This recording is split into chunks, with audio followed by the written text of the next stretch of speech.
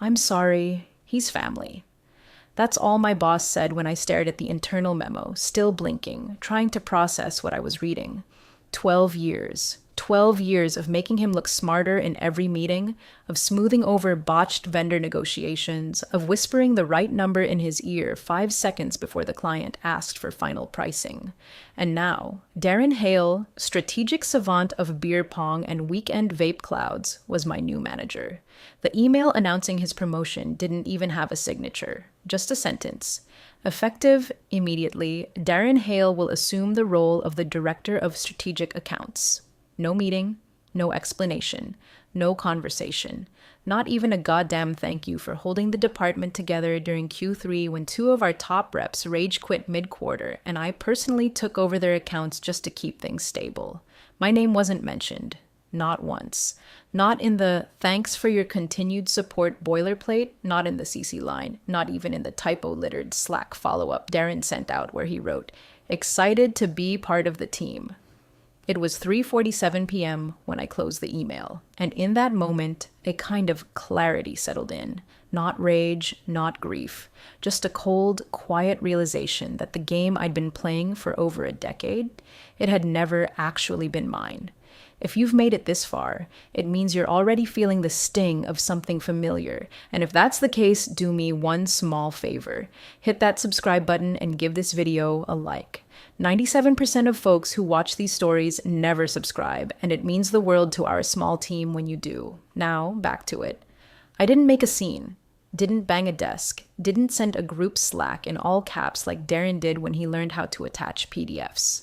I stood up, walked to the small filing cabinet under my desk, and pulled out a 3-ring binder labeled Legacy Clauses Q1 Drafts.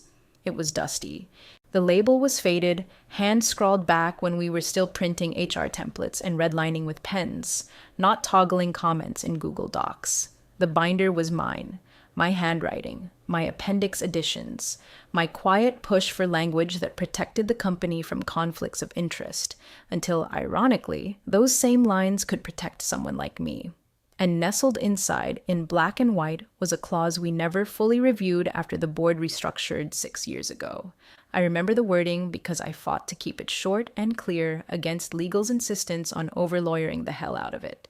In the event of an internal promotion that involves a familial relationship within 2 tiers of senior leadership, all non-compete restrictions shall be considered null and void unless renegotiated in writing. Clause 8. Nobody remembered Clause 8 because nobody thought nepotism would show up with such a wide grin and a neck tattoo of his own initials. But I remembered it. Because I wrote it, because it was the kind of backstop you build for someone else and hope you never have to use. I set the binder down next to my keyboard, opened Outlook, and clicked New Email. Recipient, HR, CC, Legal Team, BCC, myself, for the paper trail. Subject, RE, Clause 8. That was all the subject line needed to say. The body, just a single line. Effective EOD today, I resign from my position as Senior Strategic Accounts Manager in accordance with Clause 8 of my employment agreement. I hit send. Then I leaned back in my chair, looked at the hideous motivational poster Darren had slapped on the wall last week. You miss 100% of the shots you don't take, with the wrong punctuation. And I smiled. In the hallway, Darren's voice was bouncing off the walls, loud, brash, talking about how he was going to digitize the CRM pipeline and synergize cross-platform strategies. The man couldn't spell CRM 2 weeks ago, and now he was preaching it like gospel. I unplugged my headset, tossed my favorite coffee mug in my bag, the one that said Data Whisperer, and walked out. No goodbyes, no awkward hugs, no final team meeting. I didn't slam the door. I let it close slowly. Quiet wins every time. The rumors started just after Labor Day. You could feel it in the break room, the way the CFO lingered a little too long by the espresso machine, how HR suddenly had that tight, rehearsed smile every time you passed their cubicles. People got twitchy, polished their resumes, acted fake humble on LinkedIn, and then came the one-on-ones. Mine was a Wednesday afternoon, scheduled without warning. Just a vague calendar invite titled Check-in, CFO and HR. I walked in, sat down, and before I could even open my notebook, the CFO leaned in like we were sharing state secrets and said, "Mason, we're making some long overdue structural changes at the director level. You've been with us how long now? 12 years?" 12 and a half, I said, because that half felt earned. "Right," he nodded. "Well, let's just say you've built trust where it matters. The leadership team is very aware of that." He didn't say it outright. None of them ever do. But it was there. The head tilt. The subtle nod from HR, the unspoken, "get ready." Later that day, an internal email went out from HR asking senior team members to refresh their internal CVs and update accomplishments from the past 24 months. That never happened unless promotions were imminent. People were buzzing. I heard whispers in the elevator. "It's finally Mason's year, right?" No one's steadier than him. I mean, he is the whole accounts department. I didn't play into it, didn't update my resume, didn't even open the doc. My record spoke for itself. Retention rates north of 98%, client renewals that beat industry averages by 14 points, and 2 expansions that saved our quarterly numbers from face planting. I didn't need to sell myself. I had the damn scoreboard. A week passed, then 2. And suddenly, there was a town hall on the calendar. Mandatory. Midday Friday. We all gathered in the open floor auditorium. The CEO was standing awkwardly in front of a slide deck that said, "Next chapter, Leadership Evolution." I felt it then. Stupid as it sounds, this little lift in my chest.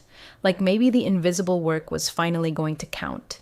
Maybe the late nights, the quiet fixes, the way I never let a contract expire without 3 contingencies. Maybe all that mattered.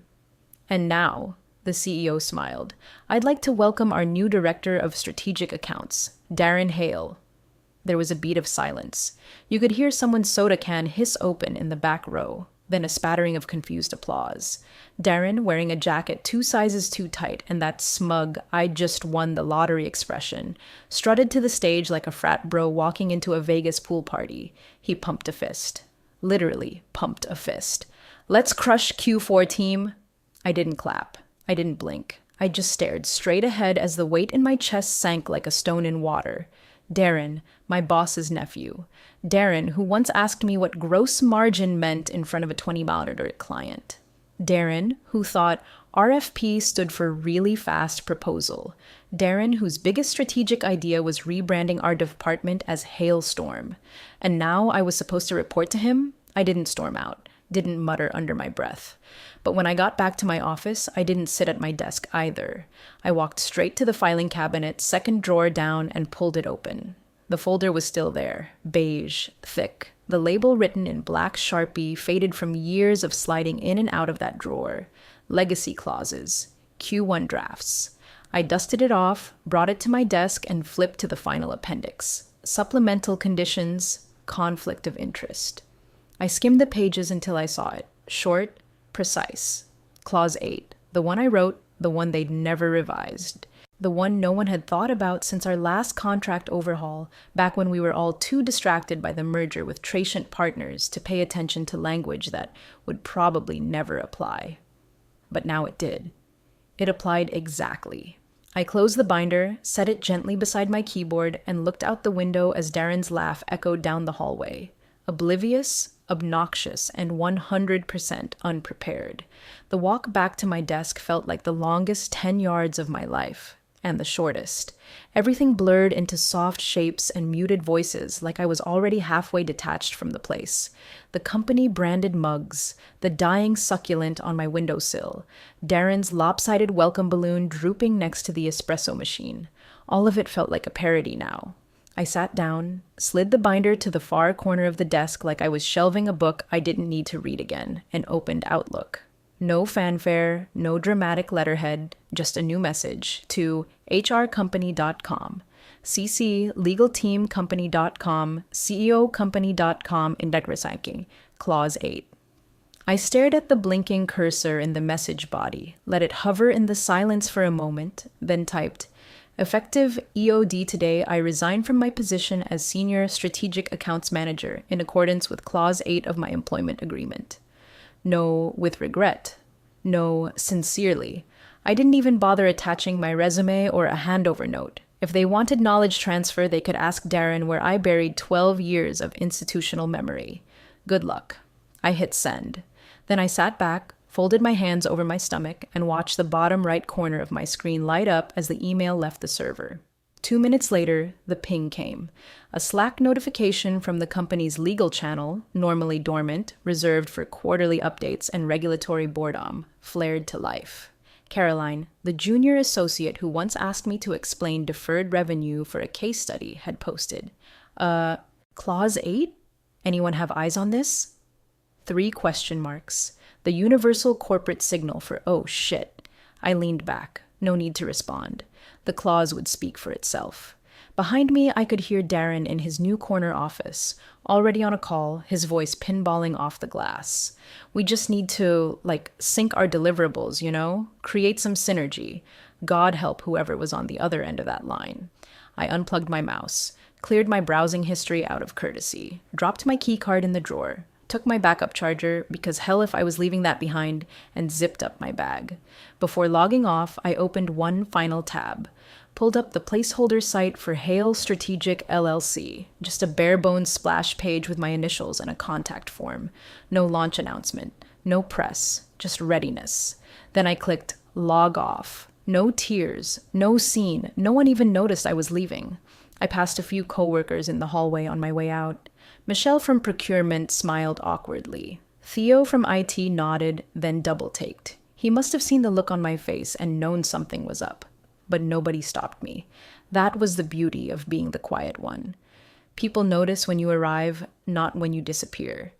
By the time I reached the parking lot, Caroline had followed up her Slack post with another message. This one included a screenshot. Clause 8, highlighted, circulated, and just under it, a single emoji from someone in legal, the little face with wide eyes and flat mouth, the silent scream. I got in my car, started the engine, and let the radio play static while I sat with the weight of everything and the strange lightness underneath. Clause 8. They hadn't just ignored me, they'd ignored the fine print I wrote, and now it was going to cost them more than they ever imagined. Legal had eyes on the clause within 12 minutes of me hitting send. By the 20-minute mark, they were on a Zoom call titled Urgent, Employment Contract Exposure, Clause 8. Caroline, poor thing, was already screen sharing a PDF of my signed agreement. She sounded like someone trying not to sweat through a silk blouse. So, this clause it's still in there. Page 38, Appendix D. He signed it in 2017 when we transitioned everyone onto the new framework. Nobody flagged it back then because, well, frankly, we didn't think it would apply. No shot it applies, came a flat voice. Greg, the VP of Legal, joining from his second home in Vermont. He wasn't even wearing a collared shirt. The clause is airtight. Nepotism nullifies the non-compete. He wrote this language, didn't he? A long silence followed. Then a sigh from someone off camera. I thought we scrubbed the legacy templates. Nope, Caroline said, scrolling down to another document. Not just his. I've found 3 other exec-level contracts with Clause 8 still live, all signed during that 17-18 revision sprint when we lost Diane in compliance. Jesus! They paused, each trying to calculate the legal fallout, probably picturing me sitting smugly in a leather chair somewhere, sipping whiskey and texting their clients from a burner phone. Joke's on them. I was on my back porch in sweatpants with leftover Thai food and 2 unread voicemails from client number 1. But yes, I was smiling. Because Clause 8 wasn't a loophole. It was a fire escape I'd built for myself years ago, back when I still believed someone might one day shove me into a room with no doors. A backup plan disguised as fine print. And the best part? It didn't just void my non-compete, it rendered it retroactively unenforceable, which meant everything I had, every contact, every client note, every CRM export I'd pulled under routine compliance audits was fair game. Greg's voice cut back in. Can we get ahead of this? Offer him a stay package? Rescind the nephew's promotion? Caroline was quiet, but someone else snorted. No chance. The CEO handpicked the kid. He'll double down before he admits a mistake, especially not for Mason. Mason Hale's got a sterling client list. He could spin up a boutique shop in a week and gut us. Another silence. Then Caroline spoke, softer now. It's already live. The Hale Strategic LLC site. Minimal, but real. At that moment, someone on the call, their name didn't show, but I could imagine the face, muttered under their breath, "This isn't a resignation, it's a decapitation." And they weren't wrong. Back on my porch, I finally opened the email from client number 1. Subject line, "Catch up coffee?" They kept it casual, but I knew what they were really asking. Behind the scenes, that urgent legal Zoom spilled into Slack channels, panicked Outlook threads, and last-minute office huddles. Darren, from what I later heard, tried to reassure everyone, called Clause S8 a technicality and promised a revised loyalty incentive framework to ease client jitters. He even had someone mock up a chart comparing his new vision metrics to mine. It was embarrassing. And it wouldn't matter, because the clients weren't going to look at metrics. They were going to look at who answered the phone at 11:47 p.m. when their supplier in Taiwan fell through. And that was me. Always had been.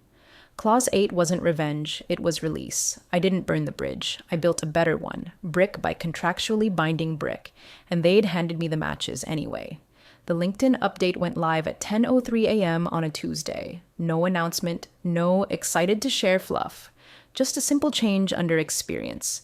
Founder, Araz Hale Strategic LLC September, present. I didn't even add a description. The name alone was enough. Anyone who mattered would read it, and the rest weren't my audience. Within an hour, I had 8 new connection requests, 3 from recruiters, 2 from old colleagues, 1 from a former boss who once told me I lacked executive polish. I ignored them all. The one that mattered came through at 11:12 a.m., client number 1, one of the big 3. Their name alone carried weight in quarterly reports. They had my personal number but chose email, formal, cautious. Subject line, "Catch up coffee?" The body was short. "Mason, heard you've made a change. Would love to grab coffee and chat about future synergies." C. Translation, "We're interested. Tell us what you're building." I stared at the email for a moment, not because I didn't know how to reply, but because it confirmed what I already knew. They didn't care about company logos. They cared about continuity, trust, response time. The dozen times I'd flown out last minute to solve a logistics glitch in person. The fact that I could recite their Q1 procurement priorities from memory, they weren't loyal to the company. They were loyal to me. I typed back 2 words. Thursday, 9 a.m., no smiley, no exclamation point, just certainty. 10 minutes later, another ping. Client number 2, no small talk, just, "Can you send your new firm's terms? We'd like to keep the same team on the account if possible." I stared at the screen for a second, let it all settle, because there it was, the shift. Not just clients reaching out, but treating the change like a foregone conclusion. Like I'd simply migrated departments and they were adjusting accordingly. No panic, no concern, just, where do we send the PO? Meanwhile, back at the office I'd walked out of, panic was in full bloom. Someone, I think her name was Rachel, a junior analyst Darren liked to talk over in meetings, noticed something during a CRM audit. She was pulling a weekly activity report and spotted my credentials accessing multiple client profiles in the final weeks before I left. It wasn't a breach. It wasn't even subtle. I had every right. My role required me to generate compliance snapshots, export quarterly engagement logs, and prep transition frameworks. I'd done it every year like clockwork. What changed this time was intent. I wasn't prepping for a quarterly review. I was prepping for extraction. Every client note, every preferred vendor, every pain point. I had them neatly packaged under the label Continuity Assets, all generated using my own login on company systems as a part of my regular duties. Rachel flagged it in Slack. Caroline from legal replied with a single sentence. He was authorized. Darren reportedly lost his mind. He pulled Rachel into a side meeting to ask what else Mason took. But there was nothing else to take. I hadn't stolen a thing. I'd just taken my knowledge with me. Knowledge they'd treated like it was theirs by default. Like it came with the badge and the email signature. They forgot I was the one who built half those relationships from the ground up. I was the one who walked clients through system overhauls while Darren was still vaping outside the stockroom and calling it strategic air. Control was returning, quietly, steadily. No fireworks, no declarations, just motion. Hale Strategic LLC was a placeholder no longer. It was becoming something real. And everyone who'd treated me like scenery was now realizing I'd been the foundation. I didn't post a press release. I didn't throw a launch party. I booked a table at a quiet coffee shop downtown and ordered my usual. Because I already knew who was walking through that door Thursday at 9 a.m. and who wouldn't be sleeping the night before. By Friday morning, the math had changed. Not the kind you find in spreadsheets, but the emotional calculus that tells a company whether it still owns the room. And by 9:47 a.m., it was clear they didn't. Client No. 1 didn't just grab coffee. They brought their head of procurement and asked for a draft SOW right there at the table. No hedging, no drawn-out dance. Just, we'd prefer a seamless transition. Can you confirm when Hale Strategic will be registered in our vendor system? I almost laughed. They'd already pre-filled half the onboarding form. They were just waiting for me to say yes. Later that day, client number 2 looped in legal. We understand Mason's departure triggered Clause 8. Please provide documentation on whether our contract still resides with your firm or if continuity resides with Mr. Hale. The email was CC'd to 3 VPs, a compliance officer, and one visibly nervous junior manager who sent a separate message 30 minutes later that just said, "Can we talk? Off the record." And then came client number 3, the one I least expected, the one I thought might stay neutral because their team had always been a little colder, a little more by the book.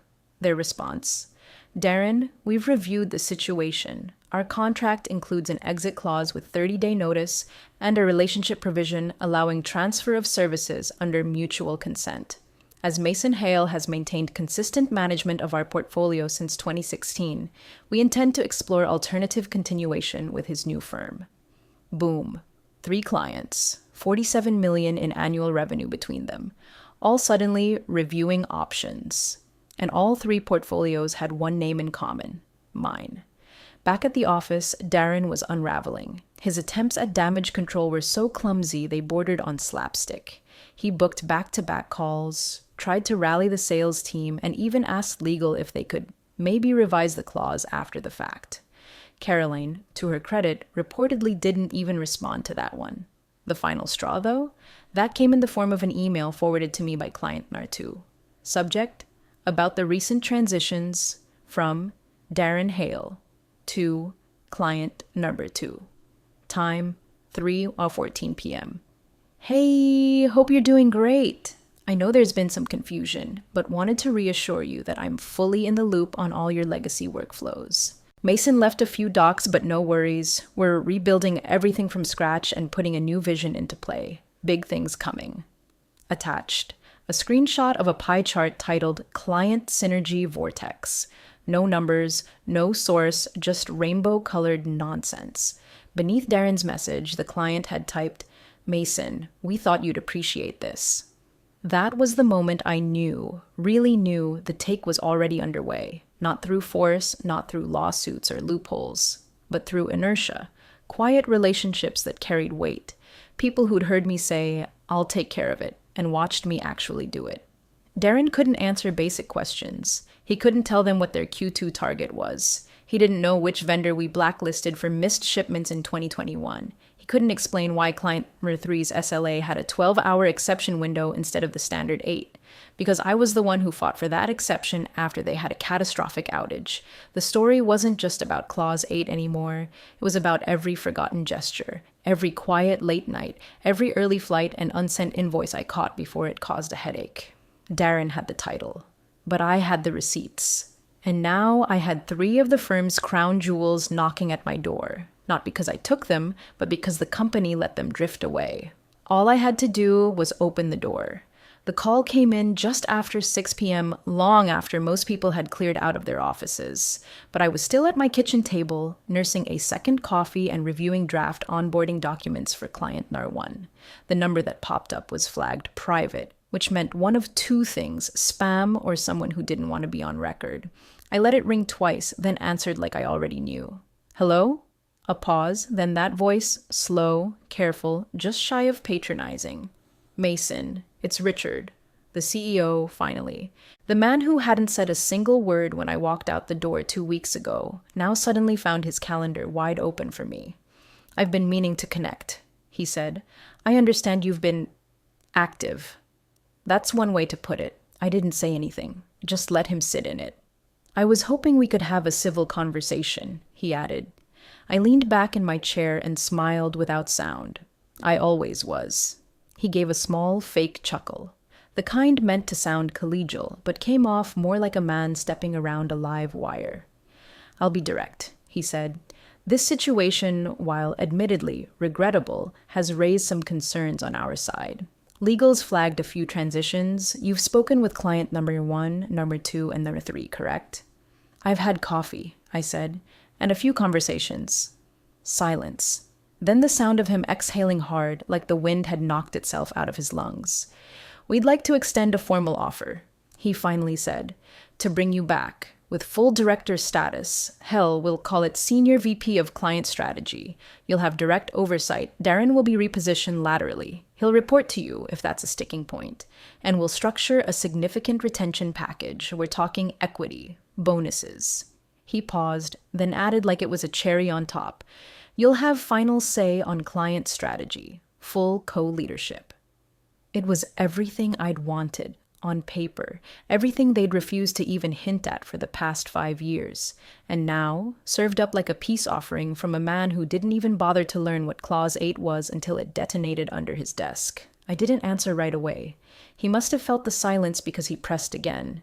"We can fix this, Mason. You belong here. We all know that. This is just a misstep." A misstep.